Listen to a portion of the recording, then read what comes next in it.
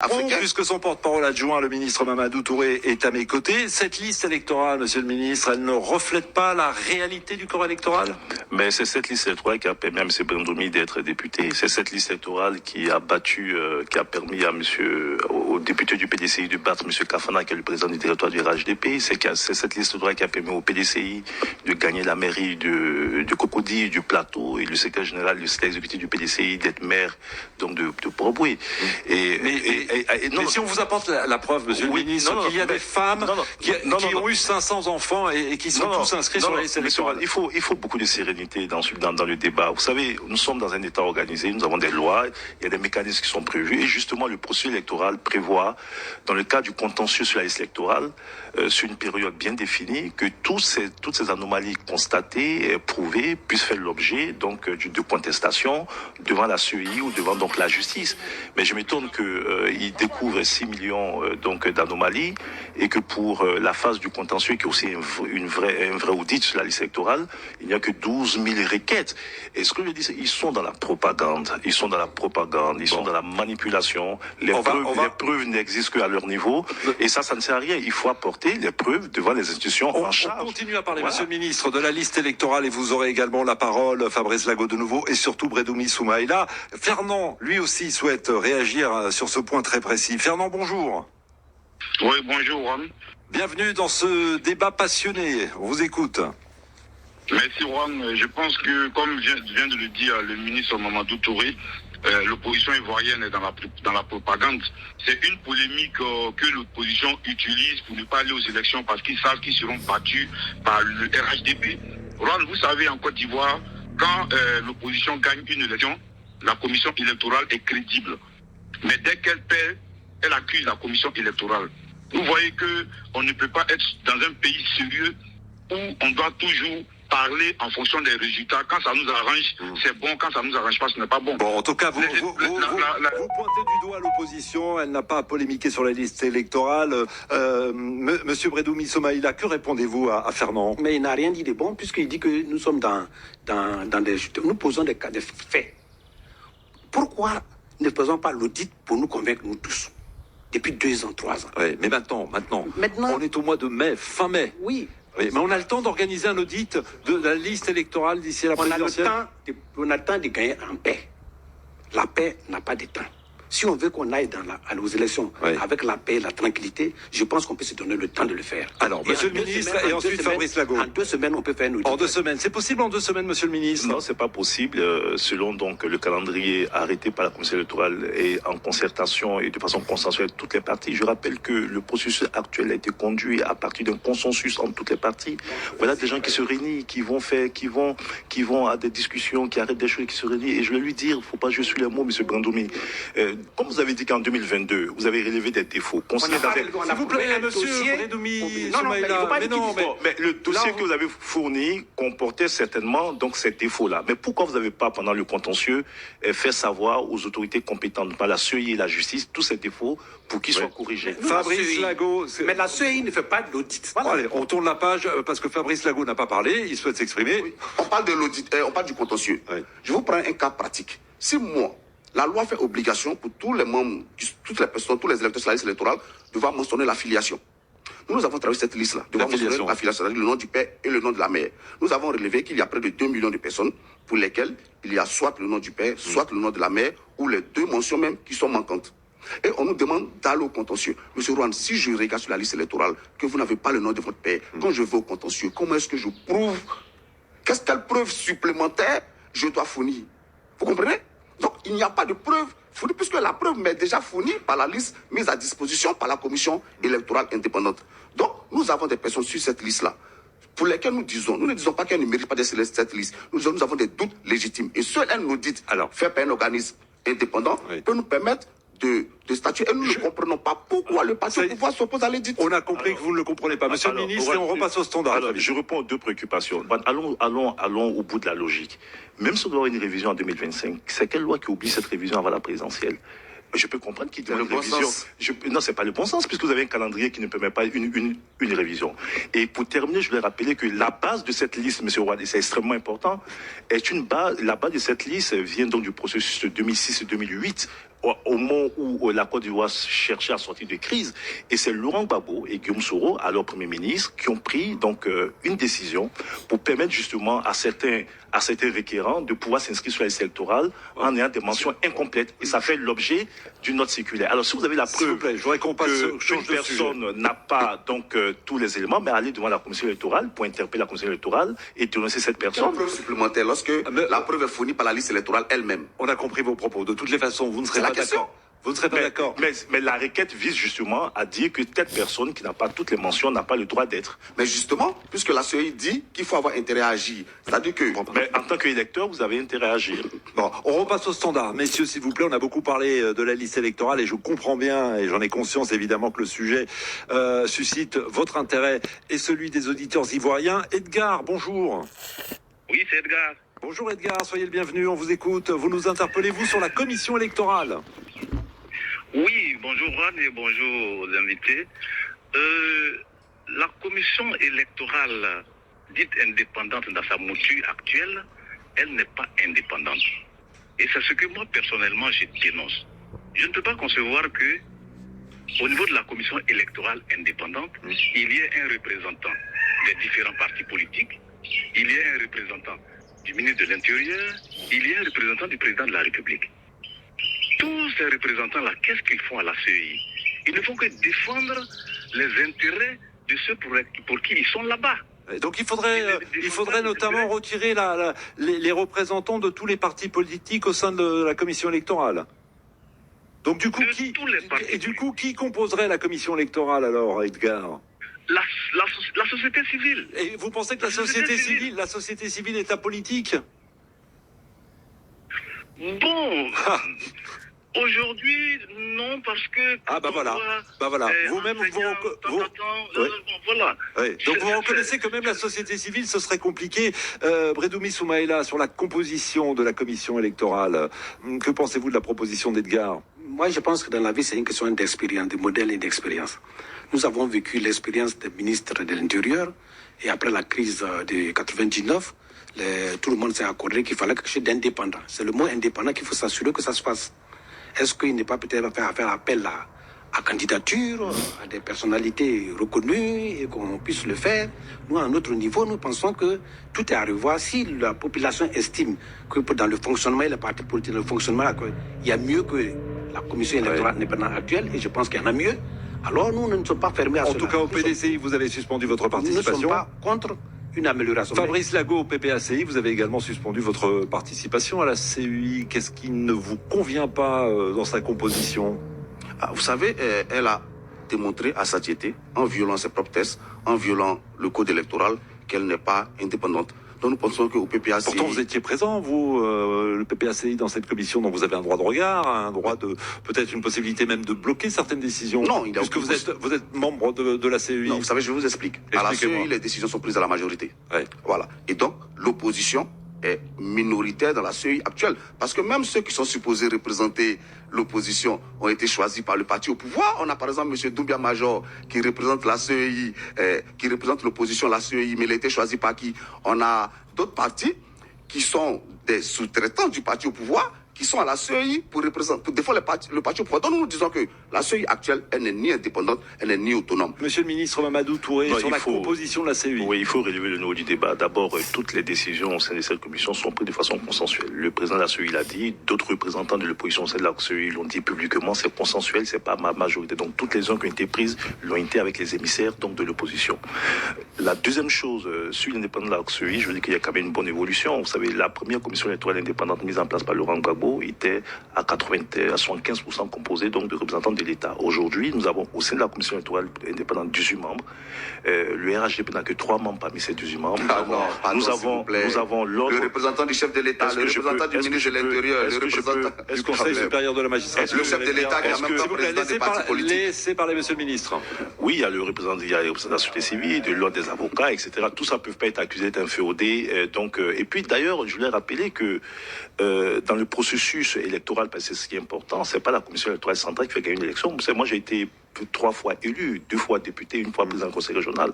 Les élections se gagnent dans les urnes. Allez, on repasse au standard. On a très peu de minutes avant de se quitter. Bonjour Auguste. Bonjour. Bienvenue, on vous écoute. Allez-y. Oui, moi je voudrais dire qu'aujourd'hui on a intérêt à ce qu'il y ait une discussion entre le pouvoir et l'opposition. Du côté du pouvoir, avec tous les progrès et tous les développements qu'on connaît, je ne pense pas qu'ils aient envie qu'il y ait des troubles. Maintenant du côté de l'opposition, je suis sûr qu'ils savent que la voie de l'agitation est une voie sans issue. Je n'ai jamais vu une élection qui a été empêchée par des manifestations. Aujourd'hui, moi, ce que je veux savoir, la question que je pose, est-ce que l'objectif principal, c'est l'alternance ou l'objectif principal, c'est de mettre Pierre ou Paul au pouvoir? Alors, Fabrice Lago. Bah oui, nous nous battons pour obtenir des élections libres, démocratiques et transparentes. C'est le combat que nous menons. Et vous l'avez rappelé en début d'émission, c'est nous qui sommes demandeurs du dialogue. Ouais. Et dans le cas d'espèce, il y a un parti au pouvoir qui refuse le dialogue. Et on peut organiser un dialogue politique là au mois de juin? Mais bien sûr. Écoutez, moi je rappelle, même avant l'organisation de la CAN, à 2 reprises, le PPACI a écrit au Premier ministre, parce que c'est le Premier ministre qui, depuis que M. Ouattara est au pouvoir, qui conduit le dialogue politique. Nous avons écrit par 2 fois au Premier ministre pour demander à dialoguer. Il n'a même pas daigné répondre à nos courriers. Donc, dans le cas d'espèce, celui qui prépare le chaos, c'est pas l'opposition. Celui qui prépare l'agitation, c'est pas l'opposition, c'est celui qui refuse le dialogue, c'est celui qui refuse de faire des... Bredoumi Soumaïla, vous allez manifester demain pour réclamer une fois de plus un dialogue. Vous comprenez que le pouvoir n'accepte pas cette main tendue? Et nous pensons que nous sommes un parti de paix et nous utilisons de tous les moyens que la Constitution nous donne pour revendiquer. Et c'est des marches pacifiques, des revendications pacifiques. C'est ce que nous avons fait. Et je vous rappelle que quand j'ai lancé en ce moment ce mouvement, j'ai été interpellé par la police. Peut-être que vous ne savez pas, j'ai été convoqué par la police pour avoir donné mot d'ordre de mobilisation pour revendiquer cela. Ouais. Donc nous pensons que c'est une voie démocratique, c'est un droit constitutionnel. Et nous estimons que ce dialogue a été revendiqué, pas maintenant, depuis le président Gbagbo, le président Bédié, le 14 juillet 2022, ont revendiqué cela pour que ça se fasse. Oui, 14 juillet 2022, alors que 3 mois plus tôt, le dernier dialogue venait de se... Mais justement, il y a les points qui n'ont pas été ouais. soldés. Et par le Premier ministre Achille Patrick, nous avons voulu que ça soit soldé. Ouais. Et ce sont ces points qui restent là. Monsieur le ministre, pourquoi n'acceptez-vous pas un nouveau dialogue? Tous ces points ont fait l'objet d'un dialogue auquel j'ai participé. Je ne suis même pas sûr que mes 2 contradicteurs aient participé. Et au cours du dernier dialogue, M. Rouen, réaliser les conclusions. Oui. D'abord, on a reconnu que les institutions fonctionnaient normalement. On a reconnu que beaucoup de points avaient trouvé des réponses positives de la part du gouvernement et que pour les points résiduels, il fallait s'en référer aux institutions en charge donc de régler ces questions. Organiser une sorte de foire avec beaucoup de dilatoires pour en réalité ne pas aller à des élections. Mais monsieur le ministre, il y a eu 12 recommandations au précédent dialogue. Vous êtes en train de nous dire que les 12 ont été mises en œuvre? L'opposition avait posé le problème de l'amnistie de Laurent Gbagbo. Nous avons deux dialogues politiques, plus d'impunité et que il faut s'en référer aux institutions en charge de ces questions. L'opposition a demandé donc une commission électorale qui intégrerait le PPACI, qui à l'époque n'était pas représentant de l'Assemblée nationale. Cela a été fait. La loi a permis au PPACI donc d'intégrer donc la commission électorale. Et au cours du dialogue, en aucun moment, ces partis n'ont remis en cause la composition de la CEI et la qualité des personnes de la CEI. Donc pour dire en réalité, il n'y aura pas de dialogue politique avant la présidentielle. Ce que je vais dire, c'est que si le dialogue politique s'entend par organiser une rencontre pour remettre en cause tous nos acquis démocratiques et aboutir à ce à quoi ils n'ont pas pu aboutir en 2020, c'est-à-dire le report des élections pour nous mettre donc dans l'incertitude, il n'y aura pas de dialogue politique dans ce sens. Mais si le dialogue politique, c'est échanger d'ailleurs, le PDCI a écrit... vous échangez comme vous échangez maintenant depuis près d'une heure sur RFI. Le PDCI a écrit à travers le CAP au RHDP pour avoir un dialogue avec le RHDP. Nous avons répondu favorablement. Nous allons convenir d'une date pour avoir donc ces échanges. Mais la date, elle est fixée ou pas? Elle sera fixée de commun accord. Bon, voilà, donc on dit qu'on discute. On demande aux électeurs de patienter un tout petit peu. Ce sera le mot de la fin. Merci en tout cas à tous les trois. Salut. Voilà comment ça sort et c'est comme ça sort. Et en fait, aujourd'hui, je suis en plein air. Je voulais partager avec vous ce débat à RFI qui aujourd'hui fait un peu écho sur la toile parce que M. Bredoumi et Steve Biko et ensuite Mamadou Touré qui ont débattu sur la question du, comment on appelle ça, la question d'un dialogue politique avant les élections. Mais vous voyez, le RDR qui roge toujours dans le mensonge,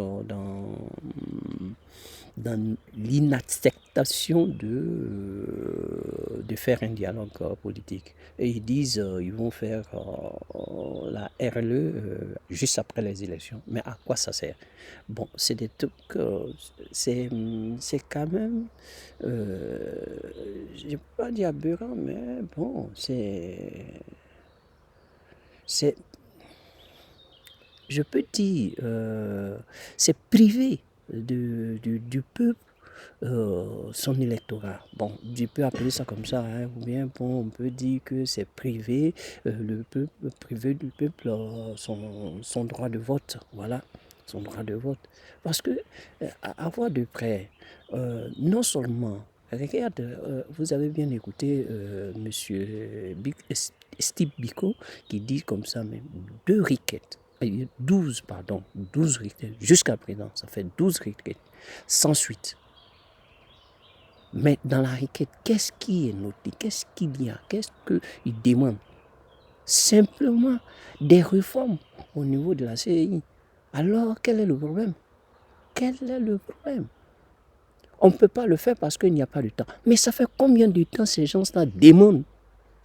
Faisons une révision de liste. 1. 2. Faisons un dialogue politique, un dialogue entre le peuple et le gouvernement, un dialogue entre comment on appelle ça, l'opposition et le pouvoir en place. Cela a été toujours refusé. Alors, qu'est-ce qu'il y a à la suite? Et moi, je me pose la question. Si vous refusez tant, de quoi vous avez peur, étant donné que vous dites que vous êtes majoritaire? De quoi vous avez peur? Parce que quand on va réviser cette liste-là, quand on va faire une audite, ça veut dire quelque part que les intrus sur la liste seront radiés et à la fin, les vrais Ivoiriens qui seront sur cette liste-là ne vont pas vous voter. Et ça ne vous sied pas. Et ça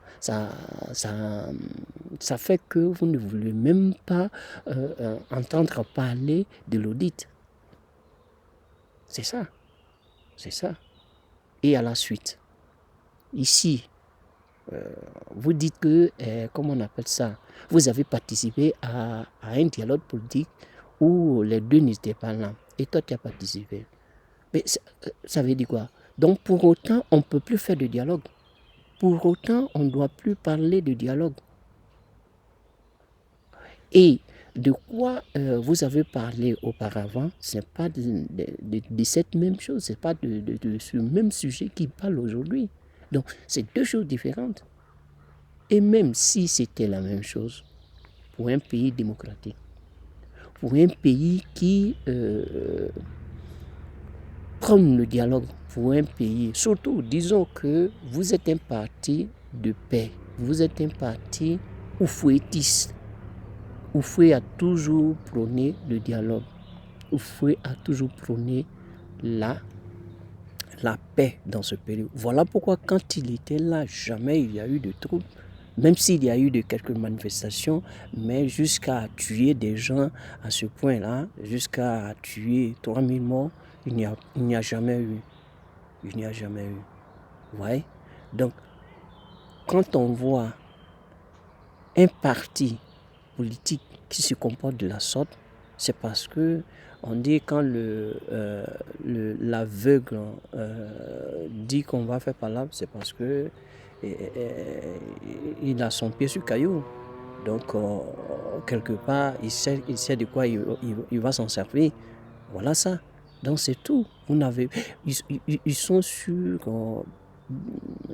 Voyons qu'ils ont quand même ce comportement-là parce que ils veulent à tout coup, à tous les prix, gagner de manière frauduleuse cette élection-là. Et par quoi passer?